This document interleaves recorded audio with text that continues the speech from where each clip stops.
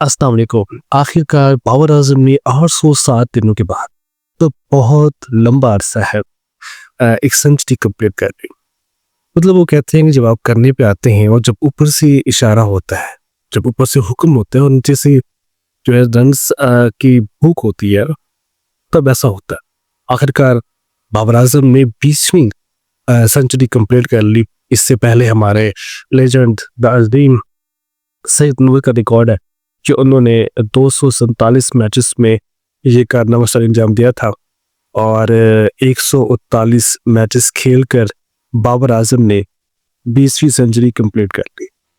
वो कहते हैं कि मेरे अंदर ये ख्याल था कि आखिर मेरे साथ ऐसा क्यों हो रहा है। कुछ ऐसी बातें हैं जो आज करते हैं कि आखिर उन्होंने क्या सोचा, क्या सोचते रहे, उससे कुछ सवाल भी हुए। बाबर आजम ने ये सेंचुरी जो ही सर अंजाम दी तो डग आउट में मौजूद तमाम लोगों ने उनको सेलिब्रेट किया। बाबर ने आसमान पे देखा, अल्लाह का शुक्र अदा किया और फिर आहिस्ता आहिस्ता नीचे बैठ सुकून का सांस लिया। सुकून का सांस लेने के बाद उन्होंने सजदा किया। रिजवान साथ खड़े थे और उससे पूछा गया क्या इसमें क्या आप फील कर रहे थे, तो उन्होंने कहा कि मैं स्कोर पहले भी करता रहा हूँ, 81 तक गए थे। 807 दिनों में किसी किस्म का कोई स्कोर नहीं आ रहा था। 50s तो हो ही थी लेकिन सेंचुरी नहीं आ रही थी। वो सोचते हैं कि मेरे साथ ऐसे क्यों होता रहा है, मेरे साथ ऐसे क्यों हो रहा है। तो उन्होंने कहा आखिरकार वो चीज़ अचीव कर ली। एक 807 दिनों के बाद सेंचुरी करना बड़ी बात होती है। 81 भी हुए थे, उससे पहले 19 रन का फर्क पड़ा था।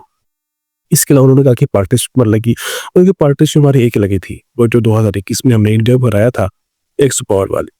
उसके बाद मुझे याद नहीं है। उन्होंने कहा कि रिजवान को मैं ये कहता रहा हूँ कि तुम बस स्कोर बोर्ड देखते रहना, मेरी सेंचुरी के बारे में ना सोचना, अक्सर मैच जीत जाए, क्योंकि ये वर्ल्ड कप का मैच नहीं था, ये एक सीरीज थी, बायलैटरल सीरीज थी और पाकिस्तान ने सीरीज जीत कर भी एक रिकॉर्ड बना लिया।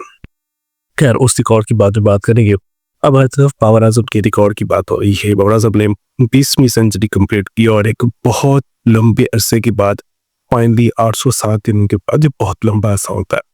और बाबर आजम सुकून से काम हो गया, जवाब देते रहे। उनसे पूछा गया कि आप उन यूट्यूबर्स के बारे में, उन लोगों के बारे में जो आप पर क्रिटिसाइज करते हैं, जो आप पर बकवास करते हैं, उनके बारे में क्या कहेंगे। तो बाबर ने सिर्फ एक बात की कि मैं पहले भी कुछ नहीं कहता था, अब भी कुछ नहीं कहा। दोस्त वो होता है जो मुश्किल वक्त में साथ होता है। मुझे सब लोगों ने कहा, साइम ने कहा, आगा ने कहा, रिजवान ने कहा और कोचेस का नाम भी मसूद आलम की कोचेस रहे 19 के, उनका नाम लिया कि वो मेरे साथ रहे। उन्होंने मुझे एतमाद दिया और ये एतमाद दिया कि तुम कर सकते हो, तुम्हारे अंदर वो पावर है, तुम्हारे अंदर वो ताकत है कि तुम इस चीज़ को दोबारा हासिल कर सकते हो। आपका जो बैड पैथ चल रहा है ख़त्म हो जाएगा और आहिस्ता आहिस्ता आप जो है ना रिदम में आ जाएंगे और दोबारा जो है ना वो खड़े हो जाएंगे। तो पाकिस्तान, सबसे बड़ी बात यह है कि फाइनली ये जो सेंचुरी है ये पाकिस्तान के काम आ गया और 119 गेंदों पर ये कंप्लीट किया सेंचुरी। तो रिजवान भी उनके साथ थे। रिजवान की भी मतलब अगर उनकी पार्टनरशिप ना लगती तो जाहिर सी बात है ये सेंचुरी भी इस तरह ना होती।